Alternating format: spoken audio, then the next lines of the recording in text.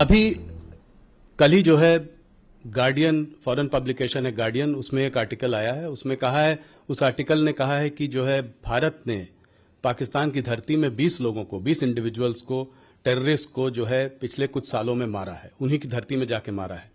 और जो है इस पर तमाम क्या कहते हैं, उन्होंने बहुत रिसर्च की है, बहुत लोगों से बात की है। ये पहले हम लोगों के बारे में कनाडा में भी बोला गया, यूएस में भी ये चर्चा हुई पहले, पर पाकिस्तान की ये नई चर्चा है, 20 लोग।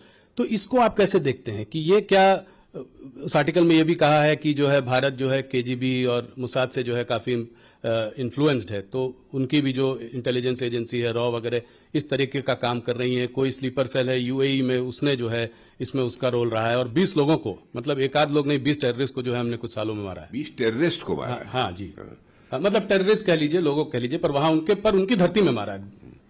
कोई भी टेररिस्ट हमारे पड़ोसी देश से यदि भारत को डिस्टर्ब करने की कोशिश करेगा जी, यहां पर यदि आतंकवादी हरकतें करेगा तो उसका मुंह तोड़ जवाब देंगे। यदि वो भगकर पाकिस्तान में जाएगा तो पाकिस्तान में घुस कर मारेंगे।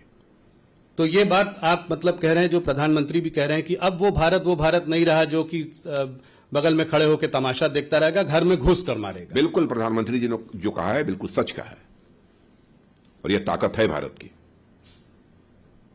और पाकिस्तान भी इसे समझने लगा है।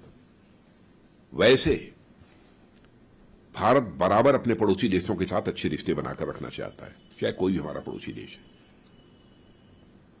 और आज देखा होगा आपने, पास्ट हिस्ट्री उठाकर देखिए कि आज तक न तो हमने दुनिया के किसी देश पर कभी आक्रमण किया है, अथवा आक्रमण की कोई पहल की हो, कभी नहीं किया।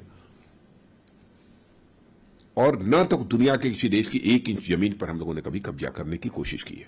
यह भारत का चरित्र रहा है जी। लेकिन भारत को बार बार कोई आंख दिखाएगा, भारत में आकर आतंकवादी गतिविधियों को बढ़ावा कर देने की कोशिश करेगा, तो उसकी खैर नहीं है।